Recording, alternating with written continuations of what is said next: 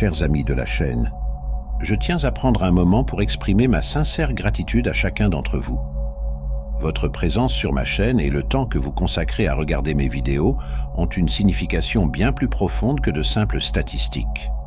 C'est extraordinaire de voir cette communauté grandir, de lire vos retours et de savoir que mes vidéos résonnent avec vous. Merci du fond du cœur. Passons maintenant à la vidéo. La méditation est subdivisée en différentes catégories et chacune a des objectifs spécifiques. La méditation taoïste traditionnelle se divise, elle, en 3 catégories: la santé, la reconnexion spirituelle et la relaxation. Du point de vue de la santé, il existe toute une branche d'exercices de concentration et de visualisation taoïste visant à purifier les canaux mentaux et physiques du corps en vue de la purification et du rajeunissement.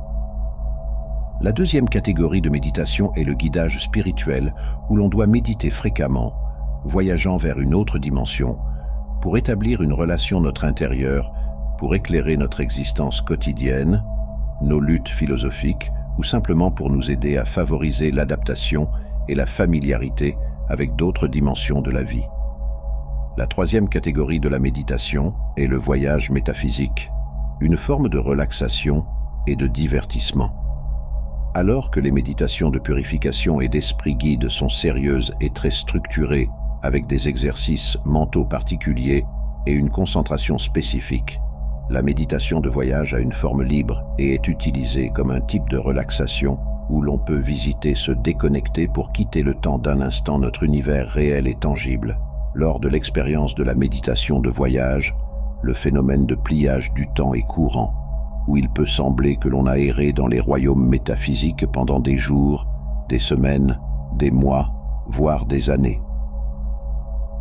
La plupart des Américains décriraient la méditation comme le fait de s'asseoir dans une position détendue, de penser à des pensées agréables et peut-être de réciter des chants. En bref, ils voient la méditation comme rien de plus que du divertissement mental. Les pensées agréables d'un esprit errant peuvent en effet être relaxantes, mais il en va de même pour regarder un film, lire un livre ou écouter de la musique. Alors, qu'y a-t-il à gagner de ce genre de loisirs oisifs? L'une des catégories de la méditation est le divertissement. La valeur du divertissement que la méditation apporte réside dans l'idée de la détente et dans une certaine mesure, elle aide aussi la circulation du qi, bien que la méditation de divertissement ne soit pas aussi efficace que la guérison ou la méditation de guidage. La méditation, ou le qigong mental, est plus précisément décrite comme un exercice de concentration qui utilise des techniques de visualisation pour atteindre des objectifs spécifiques. Elle utilise un processus discipliné d'imagerie mentale pour obtenir des résultats pratiques. La discipline est la clé. Il n'est pas divertissant de rester assis pendant des heures, forçant l'esprit à se concentrer sur des images spécifiques tout en l'empêchant de vagabonder vers d'autres pensées concurrentes. En effet, la méditation est une visualisation concentrée, et c'est certainement un travail. Bien qu'il existe de nombreuses formes de qigong mental, les deux plus importantes sont la méditation du vide et la méditation du brûlage. La méditation du vide enseigne à l'esprit à ne pas penser et ainsi à se débarrasser des pensées, tandis que la méditation du brûlage brûle le stress de la vie quotidienne. Les deux techniques utilisent l'acuité mentale pour ouvrir les canaux de chi de l'individu. Le nettoyage mental est doublement important, car ses bienfaits s'étendent au-delà du cérébral jusqu'au cœur des maladies psychosomatiques. Contrairement à son homologue occidental, la médecine orientale affirme catégoriquement que la plupart des maladies peuvent être attribuées à des déséquilibres physiques déclenchés par des dysfonctionnements mentaux. De manière empirique, la plupart des profanes ont constaté que cela était vrai, notant que leur susceptibilité au rhume augmentait pendant les périodes de stress. Tout simplement, le stress réduit le système immunitaire du corps. Les méditations du vide et de brûlage commencent toutes deux avec le pratiquant assis sur une chaise à dossier droit, les deux pieds posés à plat sur le sol. Méditer sur une chaise est considéré comme approprié pour les Américains, car, contrairement à leurs homologues asiatiques, ils ont l'habitude de s'asseoir sur des meubles. Et pour des raisons liées à la seule héritage culturel, Les Asiatiques méditent assis par terre dans une position où ils sont les plus à l'aise.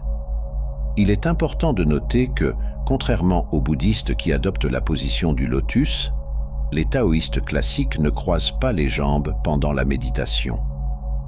Cette nuance en apparence mineure a des implications importantes pour le flux du chi. Le taoïsme considère le corps humain, pris entre la terre et les cieux, comme un conducteur de chi. Il est donc vital que le pratiquant aligne correctement son corps pour permettre au chi de circuler de manière optimale. La position jambes non croisées facilite cette exigence. Le chi cosmique prend son origine dans les cieux, traverse la tête du taoïste, descend le long de ses canaux et, d'un tir droit, pénètre dans la terre par ses pieds. La vision bouddhiste, en revanche, est que le chi devrait être préservé et recirculé à l'intérieur de l'individu. Par conséquent, les bouddhistes croisent leurs jambes pour configurer leurs canaux de manière circulaire. Il est intéressant de noter que les croyances philosophiques fondamentales du système se reflètent si profondément dans la position assise qu'il prescrit pour la méditation. Les principes de Lao Tzu, consacrés à l'interaction avec le monde environnant plutôt qu'à un repli intérieur, poussent le taoïste à cultiver l'échange de son chi individuel avec celui de l'environnement environnant. Par conséquent, la position méditative taoïste est celle qui ouvre les canaux du pratiquant à l'environnement extérieur. Une fois que le taoïste est assis confortablement, il commence à éteindre son esprit. Classiquement, il commence par fixer une bougie allumée pendant un court laps de temps, permettant à l'esprit et au corps de s'installer dans le processus méditatif. Lorsqu'il est prêt, le praticien ferme les yeux et s'imagine, avec sa chaise et sa bougie, sur une plage paisible, avec les vagues de l'océan qui s'écrasent devant lui. À ce stade, le pratiquant commence à détendre pleinement son corps. C'est plus difficile que cela ne paraît, car le corps humain est rarement détendu. Même pendant le sommeil, il se tend et se tortille, bouge constamment et roule sans cesse. Il ne faut que plusieurs heures chaque semaine de relaxation profonde, réalisable uniquement par la méditation, pour lutter contre la tension persistante et améliorer significativement la circulation du chi. Lao Tzu encourage cet effort en mettant en garde. Quand le corps est maintenu en perpétuel mouvement, il devient fatigué. Le praticien détend totalement le corps en progressant systématiquement à travers lui, un muscle à la fois. Il commence par le gros orteil gauche, lui commande de se détendre, puis continue sur le côté gauche du corps. En continuant de manière similaire sur le côté droit du corps, il termine avec le gros orteil droit. Chaque muscle du corps, y compris ceux du visage et du cuir chevelu, doit être complètement détendu avant de passer au suivant. Si le praticien n'est pas sûr que le muscle est vraiment détendu, il peut le tendre et le détendre immédiatement. En éprouvant la sensation de contraction contrastée, le praticien peut comprendre et atteindre la détente.